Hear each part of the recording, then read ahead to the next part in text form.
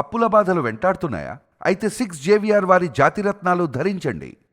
Hello అండి, అందరికీ నమస్కారం. నేను మీ కట్టా కార్తీక్. ఎంతమంది చావాలి? ఎన్నేళ్ళు హత్యా రాజకీయాలు? ఒక వ్యక్తి అధికార దాహం కోసం, ఒక పార్టీ అధికారంలో రావటం కోసం, ఒక వ్యక్తి ముఖ్యమంత్రి సీట్లో కూర్చోవటం కోసం ఎంతమంది చావాలి? ఒక వ్యక్తి డబ్బు సంపాదన కోసం, తన వ్యక్తిగత విలాసాలు ప్యాలెస్ల కోసం ఎంతమంది సవితలు కావాలి? ఎన్ని కుటుంబాల ఆగం కావాలి? ఒకటి కాదు, రెండు కాదు, నేను నోటి మాటగా ఉదాహరణగా 3 కేసులు మీకు చెప్పగలను. ఆనాటి రాయలసీమ నాయకుడు మాజీ మంత్రి పరిటాల రవి హత్య కేసు నుంచి నేటి సిఐ సతీష్ మరణం వరకు ప్రతి కేసులోనూ కొన్ని కామన్ విషయాలు. నేను ఒక 3 కేసులు మీకు ఎగ్జాంపుల్గా చెప్పే ప్రయత్నం చేస్తా. దయచేసి అందరూ కూడా నోరు విప్పాల్సిన సమయం ఇది. ఇప్పుడు మాట్లాడకపోతే ఇంకెప్పుడు మనం అందరం కూడా స్పందించాల్సిన సమయం ఇది. మనుషుల్లా స్పందించండి, రాయిలా రప్పల్లా నోరు మూసుకొని కూర్చోకండి అనేది నేను ప్రతి ఒక్కరికి, ఈ వీడియో చూస్తున్న ప్రతి ఒక్కరికి చేస్తున్న విన్నపం. మంచైనా చెడైనా మీ అభిప్రాయాన్ని షేర్ చేసే ప్రయత్నం చేయండి. మీకు 3 కేసులు నేను ఉదాహరిస్తాను. పరిటాల రవి టీడీపీకి చాలా కీలకమైన నాయకుడు, వామపక్ష భావాజాలం ఉన్నటువంటి వ్యక్తి.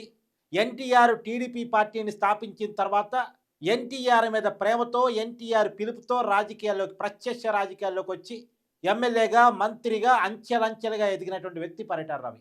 ఈ వ్యక్తి రాజశేఖర్ రెడ్డి గారు ముఖ్యమంత్రి అయిన తర్వాత ఉమ్మడి రాష్ట్రానికి చంపబడ్డాడు. చంపినటువంటి వ్యక్తి మొద్దుసీను జైల్లో చావబడ్డాడు. పరిటాల రవి చనిపోయాడు.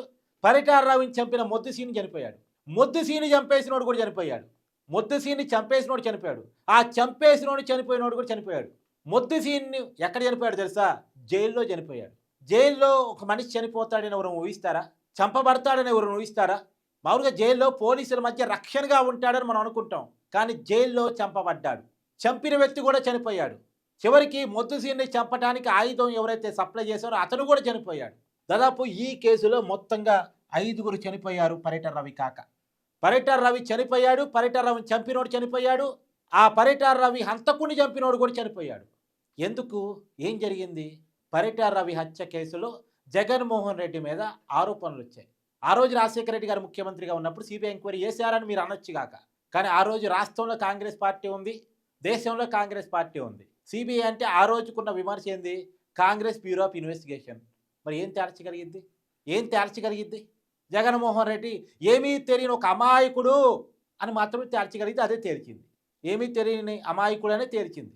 కానీ ఈ కేసులో మరి 5గురిని చంపింది ఎవరు? చంపాల్సిన అవసరం వచ్చి ఎవరికి వచ్చింది? అది మాత్రం తేల్చలేదు. పరిటాల రవిని చంపినోడు ఎవరు? అసలు ఎవరు, ఎందుకు చంపారు, దీని వెనకాల ఉన్నది ఎవరో తేల్చలేదు. కానీ జగన్మోహన్ రెడ్డి గారు అమాయకుడు అనే విషయం మాత్రం ఆ రోజు తేల్చబడింది. ఎంత దుర్మార్గం అండి, ఎంత దురదృష్టం అండి. సరే, ఇది కూడా పోనీయండి. తర్వాత వైఎస్ వివేక హత్య కేసు.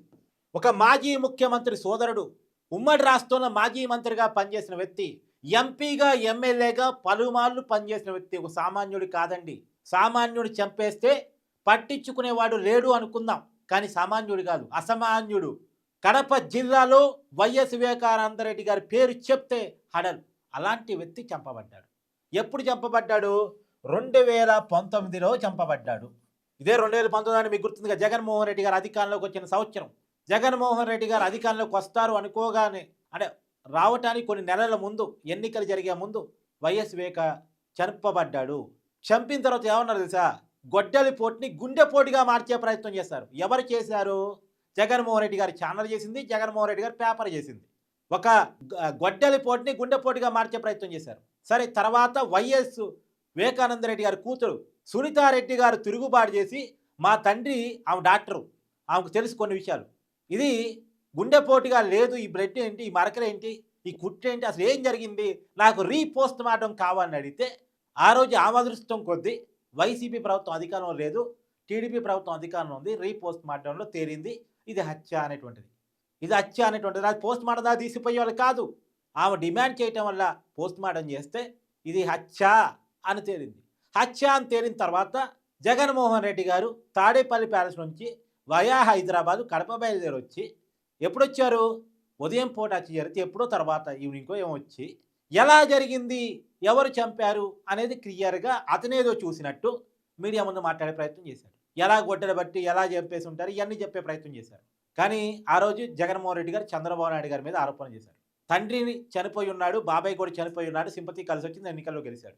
ఆ రోజు జగన్మోహన్ రెడ్డి గారు ఎన్నికల కంటే ముందు చేసిన డిమాండ్ ఏంటంటే, రాష్ట్ర పోలీసుల మీద నాకు నమ్మకం లేదు, సిబిఐ చేత దీన్ని విచారింపజేస్తానని ఆ రోజు హామీ ఇచ్చాడు. అధికారంలోకి వచ్చాడు.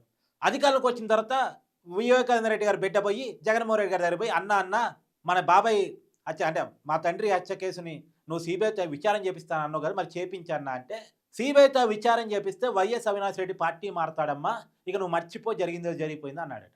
అదేంది అసలు? సిబిఐతో ఎంక్వైరీ చేపిస్తే వైఎస్ అవినాష్ రెడ్డి పార్టీ మారటం ఏంటి?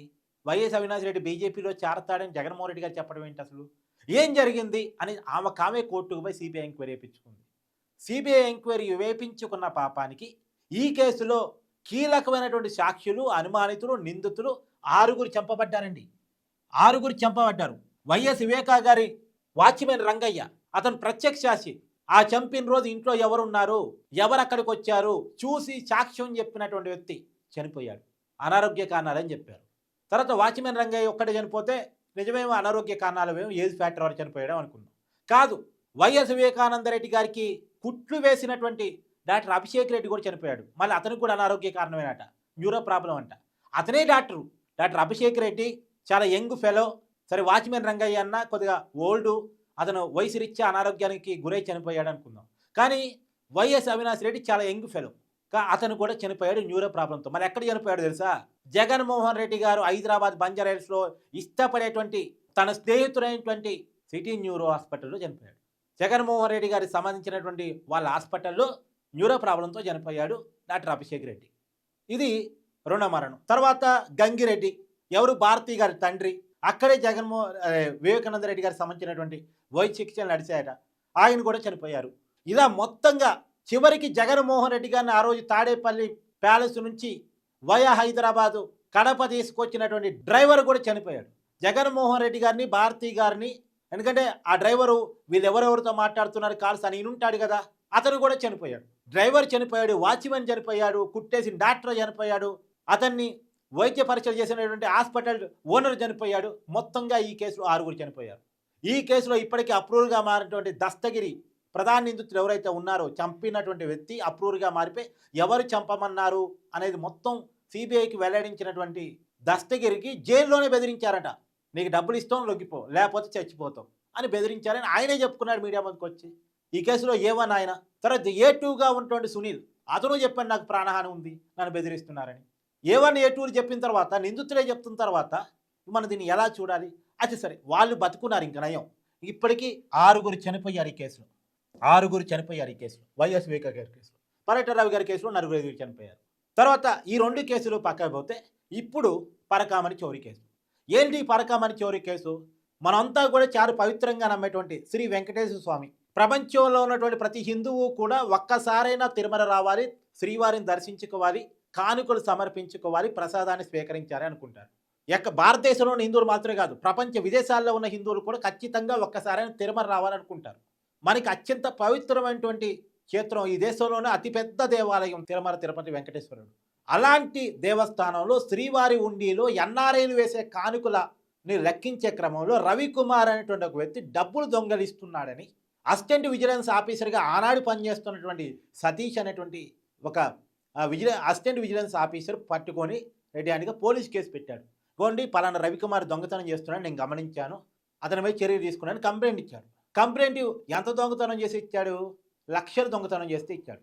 కానీ తర్వాత ఆ రవికుమార్తో టీడీడీ పెద్ద రాజీ పడ్డారు. రాజీ పడి దాదాపు 20 కోట్ల రూపాయల సొమ్ముని దేవుడికి రాపిచ్చేసుకున్నారు. 20 కోట్ల రూపాయల సొమ్ముని దేవుడికి రాపిచ్చేసుకున్నారు. లక్షలు దొంగతనం చేసినోడు కోట్ల రూపాయలు ఎట్ట దేవుడికి రాసిచ్చాడు? అసలు రాజీ పడే అధికారం టీడీడీ పెద్దలకు ఎవరిచ్చారు? ఆ 20 కోట్ల రూపాయలు టీడీడీలో పనిచేసే ఒక అసిస్టెంట్ విజిలెన్స్ ఆఫీసర్కి ఎక్కడి నుంచి వచ్చాయి? 20 కోట్ల రూపాయలు దేవుడికి ఇచ్చి రాజీ పడ్డాడు అంటే ఇంకా ఎన్ని కోట్లు ఆ రోజు టీడీడీ పెద్దలకు ఇచ్చారు? మా ఊరిగా దేవుడికి ఆస్తులు రాయాలంటే రాసే ఆస్తి తనదే అని ఎవరికో నిరూపించుకోవాలి. ఇప్పుడు నేను ఒక ఆస్తిని దేవుడికి రాయాలి అంటే నేను పేపర్ యాడ్ ఇవ్వాలి, ఇదిగో నేను పలానా ఆస్తిని దేవుడికి రాసిస్తున్నాను, మీకు ఎవరికి అభ్యంతరం లేదు కదా అని యాడ్ ఇవ్వాలి. అవి ఎవరైనా వచ్చి పలానా మాకు ఎదురుగా ఉన్నటువంటి కెమెరామెన్ వచ్చి, లేదు అది కార్తీక్ గారిది కాదు ఆస్తి, నాది, నా ఆస్తిని కార్తీక్ గారు దేవుడికి రాసిస్తున్నాడు, లేదు అది పబ్లిక్ ప్రాపర్టీ, దాన్ని కార్తీక్ గారు దేవుడికి రాసిస్తున్నాడని కంప్లైంట్ రైజ్ చేశారనుకున్న ఎగ్జాంపుల్, దాన్ని కూడా టీడీడీ విచారించి వాస్తవాలు తెలుసుకొని అది అతని ఆస్తి అయితేనే రాపిచ్చేసుకోవాలి. పైగా టీటీడీ బోర్డు తీర్మానం చేయాలి. టీటీడీ బోర్డు తీర్మానం చేయాలి. ఎవరైతే ఆస్తి రాసిస్తున్నారో ఆ వ్యక్తి తనదే ఆస్తి అని నిరూపించుకోవాలి. ఇవేమీ జరగలే. ఇవి జరుగుంటే ఆ 20 కోట్ల ఆదాయం అతనికి ఎక్కడి నుంచి వచ్చింది అని తేలేది. ఇవేమీ జరగకుండా డైరెక్ట్‌గా దేవుడి పేరు మీద రాపిచ్చేసి లోక్ అదాలత్‌లో రాజీ చేసుకున్నారు. అంటే దొంగతోటి చేతులు కలిపి దొంగ సొమ్ముని దేవుడికి అప్పజెప్పి రాజీ పడ్డారు అనేది ఇప్పుడున్న అపవాదు. దాని మీద ఆంధ్రప్రదేశ్ హైకోర్టు కూడా సీరియస్ అయింది. అసలు దేవుడి సొమ్ముతో దొంగతనం చేసిన వాళ్ళతో రాజీ ఏంటి? రాజీ కుదరటం ఏంటి అని చెప్పేసి దాని మొత్తం మీద సిఐడి ఎంక్వైరీ చేస్తుంది ఇప్పుడు. ఈ పరకామణి చోరీ కేసులో సిఐడి ఎంక్వైరీని హైకోర్టు ఆదేశించింది. హైకోర్టు ఆదేశాల మేరకు మళ్ళీ ప్రభుత్వం వేసింది కూడా కాదు. సిఐడి ఎంక్వైరీని ప్రభుత్వం వేసింది. పైగా అసలు రవికుమార్కి అన్ని కోట్ల రూపాయల డబ్బులు ఎక్కడి నుంచి వచ్చినాయి? ఒక సహజమైనటువంటి ఒక ఎంప్లాయ్కి, టీటీడీ ఎంప్లాయ్కి కోట్ల రూపాయల ఆస్తి ఎక్కడి నుంచి వచ్చింది అనేది ఏసీబీ ఎంక్వైరీ. ఒకే కేసులో 2 ఎంక్వైరీలు అండి. ఒకేపే మొత్తం పరకామణి చోరీ మీదేమో సిఐడి ఎంక్వైరీ, ఆస్తులు ఎలా రవికుమార్ సంపాదించాడు అన్న దాని మీద ఏసీబీ ఎంక్వైరీ వేశారు. హైకోర్టు ఆదేశిస్తే వేశారు. ఇప్పుడు ఈ సిఐడి ఏం చేసింది? ఆ రోజు పరకామణి చోరీ మీద కంప్లైంట్ ఇచ్చినటువంటి సతీష్ అనే అధికారి ఇప్పుడు రైల్వేలో సీఏగా పనిచేస్తున్నాడు. గుంతకల్ దగ్గర రైల్వేలో సీఏగా పనిచేస్తున్నాడు. ఆ సీఐని విచారణకు పిలిచింది గత నవంబర్ 6వ తారీఖున విచారణ పిలిచింది. అతను నిజాయితీగా జరిగింది ఏదో చెప్పాడు. ఆ రోజు ఏం జరిగితే తన కంప్లైంట్ ఇచ్చాను, తర్వాత ఏం జరిగింది అన్ని విషయాలు పోసుకొచ్చినట్టు సిఐడి చెప్పారు. అమ్మ ఈ కేసు మంచిగానే ముందుకు పోయేటట్టుంది అనుకుంది. మళ్ళీ సిఐడి మరొకసారి విచారణ పిలిచింది.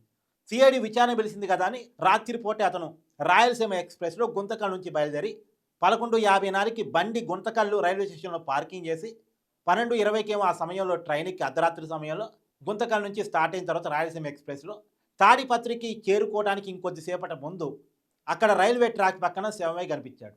అతను ఆత్మహత్య చేసుకున్నాడు అని చెప్పి తర్వాత రోజు టీడీడీ బోర్డు మాజీ చైర్మన్, వైసీపీ మాజీ ఎమ్మెల్యే భూమన కరుణాకర్ రెడ్డి చెప్పాడు. మరి అతనికి ఎలా అనిపించింది ఆత్మహత్య చేసుకున్నాడని? ఇతను చనిపోయే ముందు భూమన కరుణాకర్ రెడ్డి ఫోన్ చేసి ఆత్మహత్య చేసుకున్నా అని చెప్పాడా, లేదా కళ్ళలోకి వచ్చి చెప్పాడా తెలియదు, కానీ ఆత్మహత్య అని చెప్పాడు. ఎందుకు? ఈ పరకామణి చోరీ కేసు కనుక తేలితే ఆనాటి టీడీడీ పెద్దల అవినీతి భాగోతాలు బయటకు వస్తాయనా, అసలు రాజీ ఎలా కుదిరింది అన్నటువంటి అన్ని విషయాలు బయటకు వస్తాయనా? అది ఆత్మహత్య కాదు, హత్య అని చెప్పేసి ఇప్పుడు కేసు దర్యాప్తు జరుగుతూ ఉంది. ఒకవేళ రైల్లో నుంచి అతనికి దూకి చనిపోవాలని ప్రయత్నం చేస్తే 80 మీటర్ల నుంచి 120 మీటర్లు లేదా 150 మీటర్ల లోపే అతను పడిపోయే అవకాశం ఉంది. కానీ ఆ బాడీ 250 మీటర్ల అవతల ఉంది. ట్రైన్ పోయినటువంటి ట్రాక్ నుంచి 250 మీటర్ల అవతల రైల్వే ట్రాక్ పక్కన బాడీ ఉంది. అంత దూరం దూకే అవకాశం లేదు. ఎవరన్నా గట్టిగా విసిరేస్తే తప్ప, బాడీని చంపి విసిరేస్తే తప్ప అంత దూరం పడే అవకాశమే లేదు దూకితే అనేది సీను రీకన్స్ట్రక్షన్లో పోలీసులు కనిపెట్టి ఇప్పుడు హత్య కేసు కింద కేసు నమోదు చేసి విచారిస్తూ ఉన్నారు. ఎంతమంది చనిపోవాలి చెప్పండి? ఎంతమంది?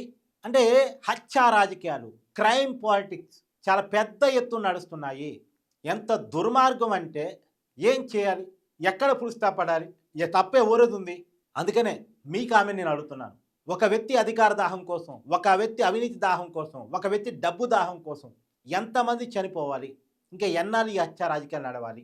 సామాన్యుడు రేపు పొద్దున ఇప్పుడు నాకు రాజు కసిరే స్టేట్మెంట్ గుర్తొస్తుంది. లిక్కర్ స్కామ్లో ఎంక్వైరీ చేసిన సిట్ అధికారులు చెప్పారట, నిజం చెప్పకపోతే ఏం చేస్తారు, ఇంకో 4 రోజులు జైల్లో ఉంచుతారేమో, నిజం చెప్తే ఈ లోకాన్ని విడిచి నేను వెళ్ళిపోవాల్సి వచ్చింది అని చెప్పేసి రాజు కసిరెడ్డి అన్నాడట. ఇక నిజం ఎవడు చెప్తాడు? ఏ కేసులో మాత్రం ఇలా జరుగుతూ ఉంటే, ఈ నచ్చలు జరుగుతూ ఉంటే ఇక నిజం ఎవడు చెప్తాడు? ఎవడు చెప్పడు. ఎవరికైనా ప్రాణభయం ఉంటుంది కదా. నిజం చెప్తే నన్ను ఈ లోకంలో ఉన్నీరేమో అనుకుంటాడు.